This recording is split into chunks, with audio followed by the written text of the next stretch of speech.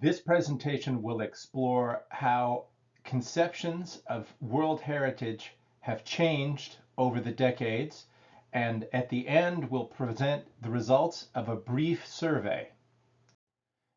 The UNESCO World Heritage Convention of 1972 had as an initial goal to protect physical remains and cultural properties. It was prompted by the Egyptian government's decision to build the Aswan High Dam. This would have flooded the valley containing the Abu Simbel temples. The campaign to move the temples cost about $80 million, half of which was donated by some 50 countries. It was the first time something of this scale had been attempted on an international basis, and it showed the power of international solidarity. The temples were relocated in 1968 to higher ground to avoid being submerged by Lake Nasser. Article 1 of the convention defines cultural heritage very explicitly, and Article 2 defines natural heritage. Natural heritage is covered in a very broad brush, and I quote, "For the purposes of this convention, the following shall be considered as natural heritage: natural features consisting of physical and biological formations, or groups of such formations, which are of outstanding universal value from the aesthetic or scientific point of view; geological and physiographical formations and precisely delineated areas which constitute the habitat of threatened species of animals and plants of outstanding universal value from the point of view of science or conservation; and natural sites or precisely delineated natural areas of outstanding universal value from the point of view of science, conservation, or natural beauty." It's clear from the scope that it refers to things in a particular geographical area and not, for instance, an endangered species that migrates from place to place. These are protected using other laws. According to the UNESCO website, the idea of combining conservation of cultural sites with those of nature comes from the United States of America. A White House conference in Washington, D.C. in 1965 called for a World Heritage Trust that would stimulate international cooperation to protect the world's superb natural and scenic areas and historic sites for the present and future of the entire world citizenry. In 1968, the International Union for Conservation of Nature developed similar proposals for its members. These proposals were presented to the 1972 UN Conference on the Human Environment in Stockholm. Eventually, a single text was agreed upon by all parties concerned. The Convention concerning the protection of world cultural and natural heritage was adopted by the General Conference of UNESCO on 16 November 1972. This brings to the fore many things that might not be clear at first. One is that the United States was a driving force behind the convention, and that the United States was very concerned to protect the environment worldwide in a kind of collective action that one now might not associate with the American political establishment. Next, it's clear that from the start, there was a real effort to integrate the conservation of the built environment with the natural environment. The IUCN is not actually part of UNESCO, and it has a very broad remit. It was established in 1948, and it brings together a number of different governmental and non-governmental organizations and links them with specialists, scientists who have particular knowledge about the environment.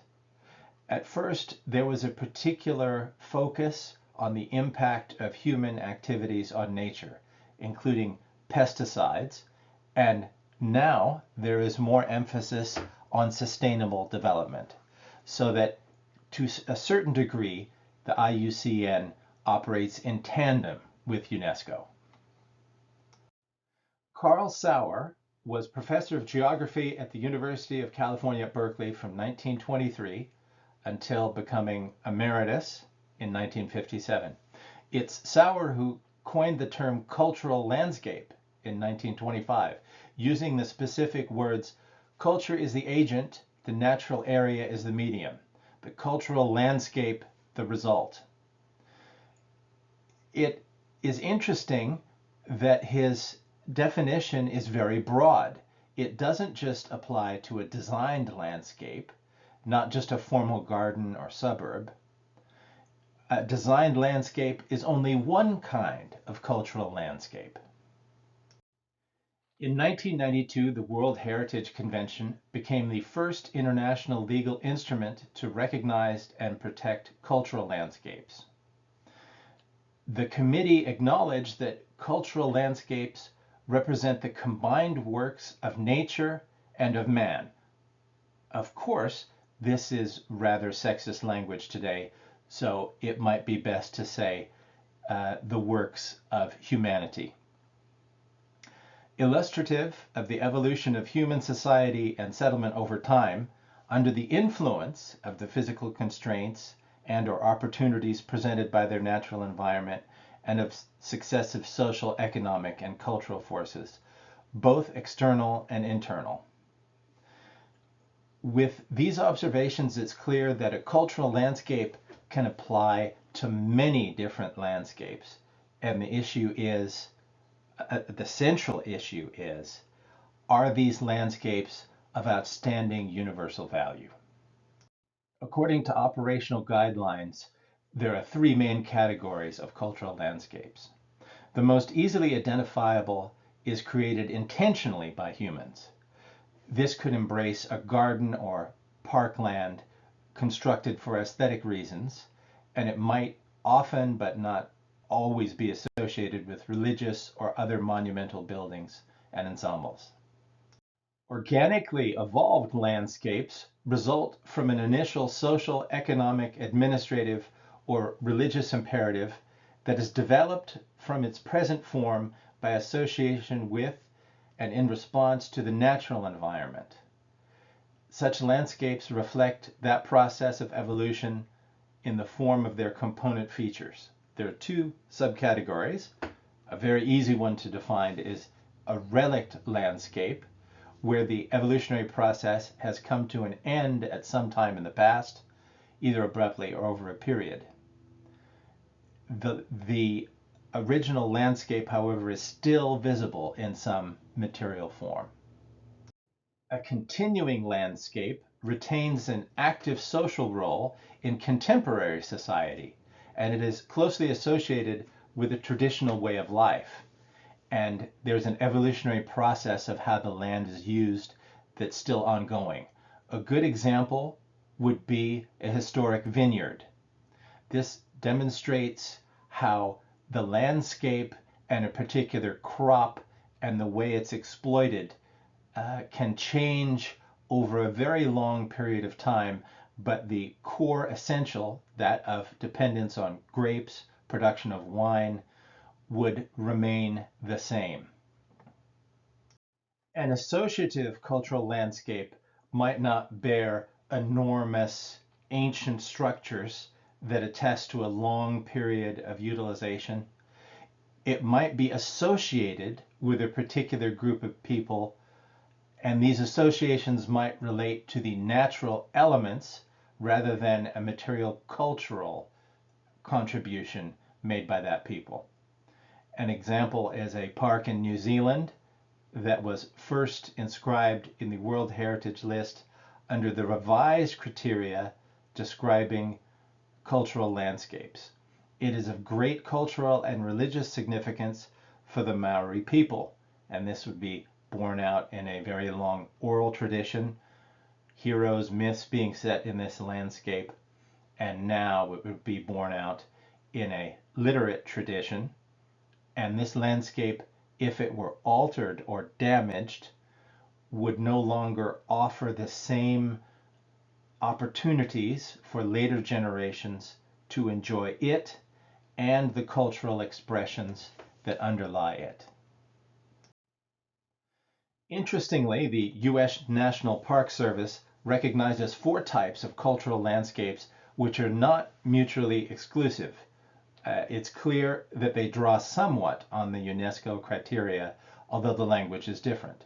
This includes a historic site that is associated with a landmark event or figure, a historic designated landscape, and this could be something obvious like a cemetery, institutional grounds, a historic vernacular landscape, which is organically developed, a rural farm, a cultural route, say a route where the covered wagons went west into California, and an ethnographic landscape. And this is a cultural landscape containing resources that associated people define as heritage resources. This takes us to the survey part of this presentation, and this is considering a population of undergraduate anthropologists, anthropology students who agreed to be interviewed by email. At first, there was a preliminary study to determine how responsive the group was. This is surprising, particularly in early January of 2025, but 11 people responded, and over a period of several test emails, some questions were developed, hopefully that wouldn't lead too much. The first question is, have you heard of the 1972 UNESCO Convention? 10 respondents said yes, 1 respondent said no. Any longer title to the convention might give away the answer to some of the later questions. The second question, does it cover protecting World Heritage like architecture? 11 people said yes, 0 said no. A key question is, does it also protect the natural environment? In this case, only 1 person said it did, and 10 people thought the 1972 UNESCO Convention did not protect the natural environment. In a little bit more detail, in a little bit more granularity, it was thought that in 1972 the environment was less important to the people who would have signed on to the convention. Moving on from that question, the next question is, have you heard or read about cultural landscapes? 6 respondents said yes, 5 respondents said no.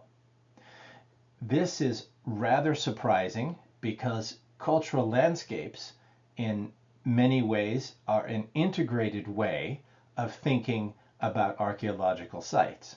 And as we're dealing with a group of undergraduate anthropologists, one would assume that they will have heard about cultural landscapes, particularly as the first person to narrowly define that term was himself a professor at UC Berkeley. Only 3 respondents said that they could describe something about cultural landscapes.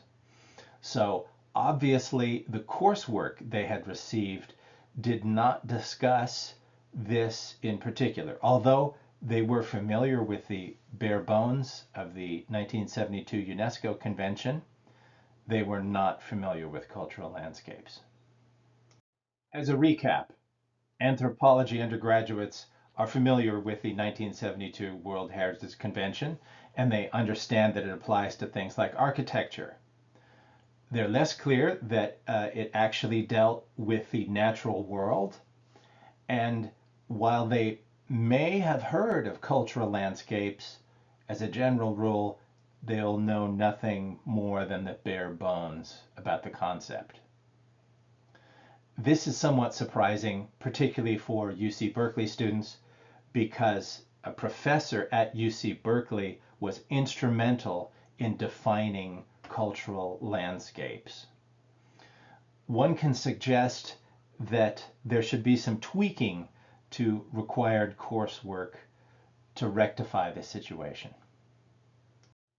These are some select sources that were consulted when compiling this presentation, with particular reference to Carl Sauer. He wrote a lot of material about culture and landscape, and many of his works showed a very modern understanding of how geography influenced culture.